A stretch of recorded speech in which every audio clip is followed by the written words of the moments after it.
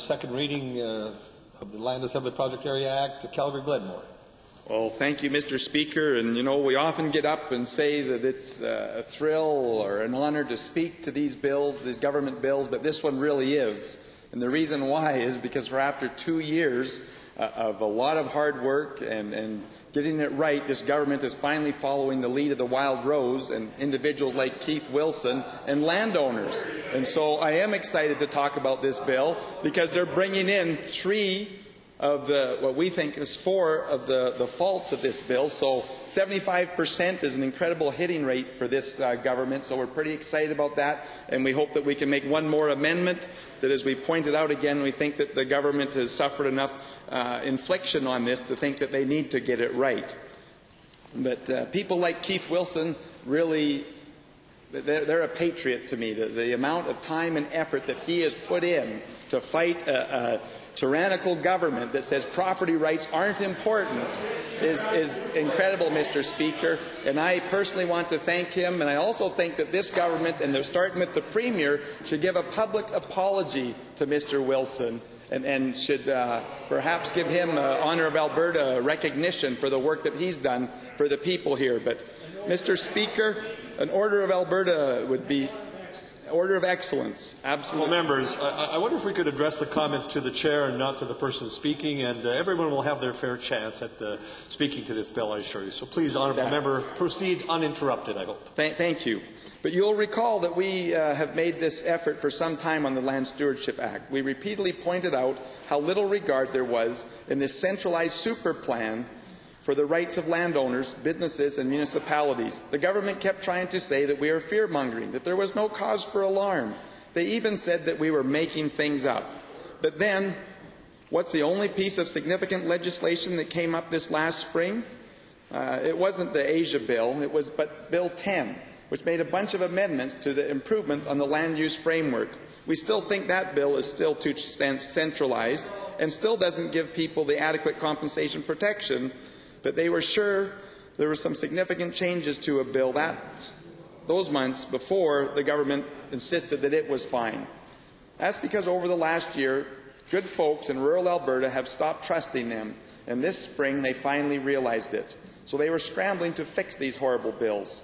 Today, they even announced a task force, called it something like the Win Rural Alberta Back from the Wild Rose Task Force, or something like that. Well, I have bad news for them. It's kind of like a spouse that's been lied to and neglected for too long. There's just so much resentment and mistrust there that they think a couple of sessions with a marriage counselor and a few bouquets of flowers will fix it up. But that... You didn't actually break all this down. Yes. Got to be able to get it in there, Dave. But what we are doing here is what they are doing here is admitting all along that we were right and that they were wrong, that they'd been misleading Albertans when they said that we were just fear-mongering and blowing things out of proportion. But back to the latest bouquet of flowers, this Bill 23.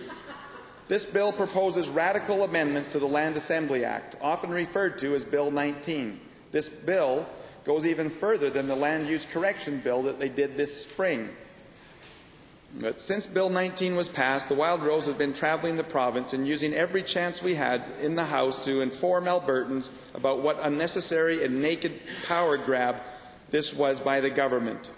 The bill came out of the government's experience of expropriating land for ring roads and other big projects over the last couple of decades, including the expropriation and the power line from Calgary to Edmonton. Because they used a heavy hand and they trampled people's rights to appeal the compensation, there were numerous court cases that arose. Judges often sided with citizens. And in the Nilsen case, for example, the judge used especially incriminating language in describing how the government was going around and confiscating land. So they decided, well, we're just going to make a few laws that will enable us to make these things legal. If we pass a law on it, then there's nothing a landowner or a judge can do. And so we got Bill 19, which gave the Cabinet the power to declare that large tracts of land are now off limits to development by landowners because the bureaucrats in Edmonton decided they might want to use it for some project in the future. Bill 19 has a lot of problems. mostly about the scope of the power it gives the cabinet and the lack of compensation rights that it grants landowners. This is a very familiar refrain that this government continues to use. One was that despite the government's claim, we argued that landowners couldn't trigger expropriation if they decided to freeze this land and that it was too much for them. The government said that we were wrong, but then they decided to rewrite that section anyways to grant the right to sell at any time that we were demanding, which is a great thing, and we applaud you for doing that. We complained that only offering market value for land that usually has a business in various stages of development was an unfair limitation, and that all heads of compensation should be included. The government rewrote the compensation value section to be more fair to landowners. Thank you for that. We argue that there was not adequate recourse to the courts for landowners who were not being offered what they thought was a fair deal by this government.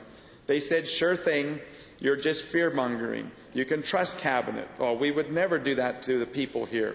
But here we are, we have a rewritten section saying the process in the Expropriation Act that grants recourse to the courts applies. Again, the landowners of Alberta, thank you for that. Now, the Expropriation Act is important. In fact, it's where we think this process should have remained this whole time because it does a better job of protecting landowners.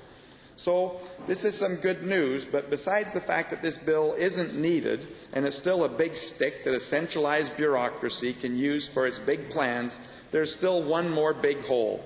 Section 10 of the original bill talks about every person with interest in property gets a copy of the cabinet order that puts a freeze on the land. This includes not only the registrar, so there's an order on the land title, but on the bank holdings, the mortgage. This is surely going to have a chilling effect on a bank. Your land will be devalued, and in the eyes, because of this strict limit on the development. So when the landowner goes to remortgage his land, or if he wants to change the terms of his mortgage in any way, this cabinet order surely is going to give the bank cold feet. It's not easy to resolve this, except by repealing the bill and making the province wait to expropriate land until they have a final decision. And that's still the position that we take on this. Because the only people who had a problem before was the government, and even with these amendments, the bill is still giving the government the power to execute their behind closed door plans despite landowners' concerns and rights. Frederick Bastiat eloquently stated something more along the lines of what I believe. Life, liberty, and property do not exist because men made laws. On the contrary, it is the fact that life, liberty, and property existed beforehand that caused men to make laws in the first place. John Locke, another political writer, established our inalienable rights, including the rights to property, are considered by many as the philosophical foundation of constitutional democracies. They came out of the British experience in 1688 and were influential in the French and American revolutions. In all of these cases, there was a political fight against the ruling class for thinking that it didn't have to respect the property rights of individuals. The government cannot extinguish property rights for the sake of pursuing some executive notion on good order. They can't rescind them either, at least not without full and fair compensation. This compensation needs to be done by the courts, or by courts or bodies entirely independent of the Crown. This is what it means to respect property rights. This truth was established 800 years ago and then reinforced 300 years ago in England. But this government still hasn't learned the lesson, which it clearly demonstrated with Bills 19, 24, 36, and 50. Only because of the simmering revolution across the prairies this past year finally caught this government's attention. But like James II in 1688, I am confident that no matter what amendments and task force this government throws out there, it's too late for this tired old dynasty to keep hold on its power.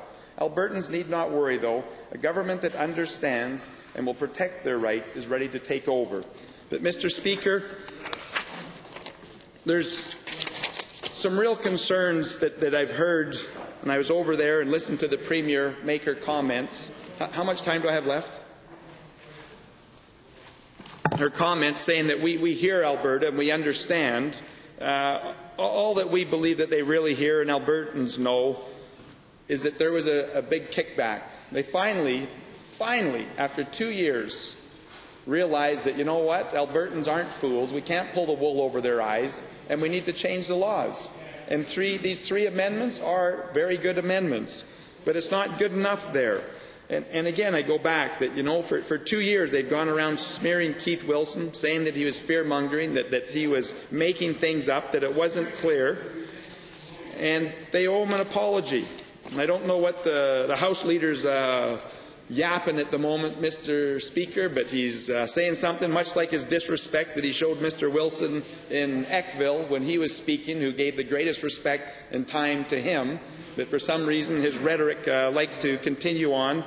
But it's interesting when you go out and actually talk to landowners and their concerns and what's going on. But the real problem here, and why these bills should just all be rescinded and we can use the Expropriation Act, is because of the past behavior of this government. It's unacceptable in rural Alberta. It's a place where their bond is their word. These individuals have no credibility to go back out there and all of a sudden say, we're listening. Please come and tell us what it is. But if they want to save a great deal of time and money, they can just go to Mr. Wilson and say, what is it that we need to put in here? Or better yet, can this be fixed? And he'll say, no, just scrap the bills. Pull them aside and go back to what we have. It's a step in the right direction, but that isn't always good enough, especially when you have a government that is so infamous for backstepping. As soon as things change, turn around, they're right back at the door again, demanding that they want more, they're going to take more, and they're going to spend more. But, Mr. Speaker, they talk about respect. They talk about the need to ensure that these landowners now are fairly compensated. They talk about the need, and again, it's in the bill, that we need to go through the courts if they're not happy. And again, it's incredible that they put in there to allow landowners to trigger the point and say, you know what, this isn't going to work in our interest. We need to trigger that purchase and then go through the valuation. So on behalf of the landowners that have spoken to me, we thank the government for bringing forward these amendments. They are good amendments. We will be in favor and voting for these amendments, or this act, but we will be bringing forward one more amendment because of the fact of the registrar and what it does to the mortgage and people that have mortgages on their land and the need to use it. And we can go back through different cases. This is something that really kind of hit the tipping point when there were many service stations that closed down and the banks had mortgages on those, and all of a sudden the banks were being held responsible for the cleanup. And again, went through court cases. It was nasty, but this is still an area of concern. I'm surprised that the government didn't listen and for some reason not respond to that last area of concern. But we are, like I say, very pleased with as far as they have gone. It shows that when the when the support is out there and the landowners rise up, there's only one thing that this government seems to recognize, and that's the fear of not getting re-elected, which we see is real and alive out there. But to finish off, I just want to say that this Premier says that she's going to consult with Albertans. They've done it for 2 years. All that they do is they consult, and then they insult those that they consulted because they haven't listened to them, and they say, we know best. Here's what we're going to do for you. What this government needs to do is repeal the bills 19, 24, 36, and 50 and start with a clean slate. But with that, I'll sit down and take any questions that the members of the House might have. Thank you. 29-2A is available. The Honourable Minister of Agriculture and Rural Development, followed by the Honourable Member from Calgary Varsity. Thank you, Mr. Speaker. It's just interesting listening to the honourable member across the floor. First off, I assume from his comments he's well versed in municipal land use bylaws, municipal planning and all of that. So I've got a couple of questions for him to lead off. I'll list them through and let him answer. I'd like him to describe to me what a permitted use is under a land use bylaw at a municipal level and what would be a discretionary use. And I'd like some examples of both of those so I could see what's actually, as he put it, is frozen here. Because I don't know if he really knows what he speaks.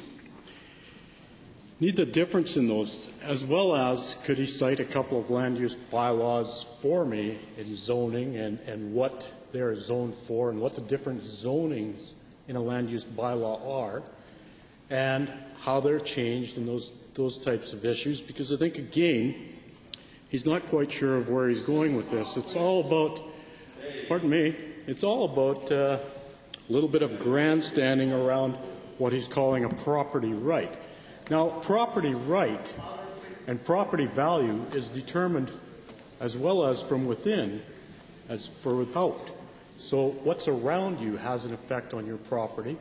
And the actual property right of you can build anything you want on your property, it doesn't matter, it's your property, affects the value on the outside of that property.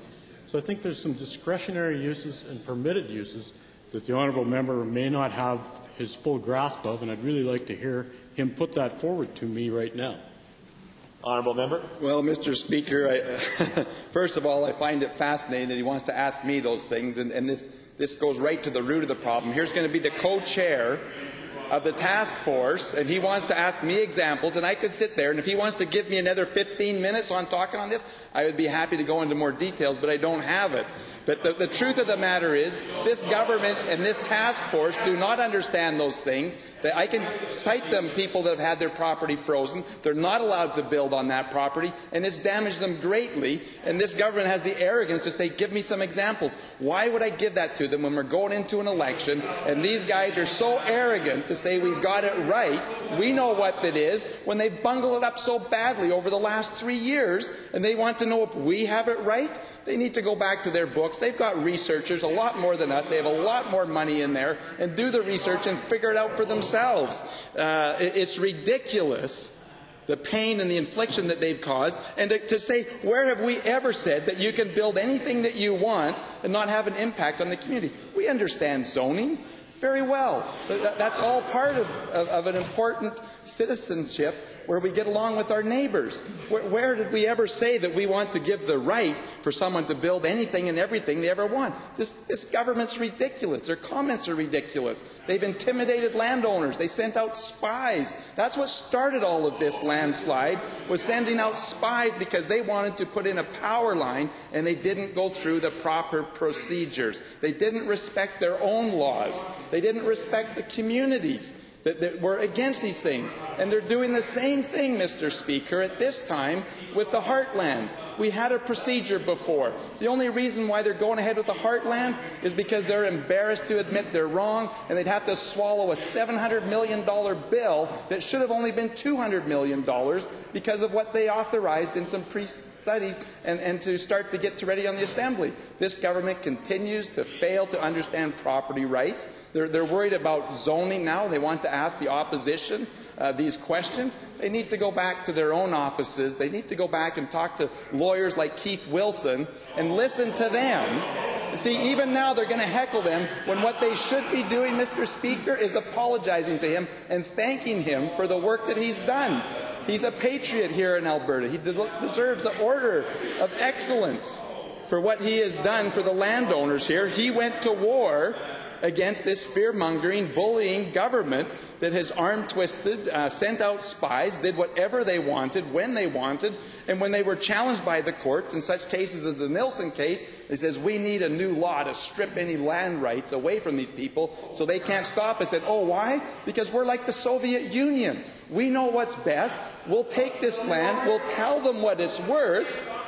And they can't take us to the courts. And they've shown all this in the last two bills that they've been the amendments that, you know what, Albertans aren't fools. They do understand.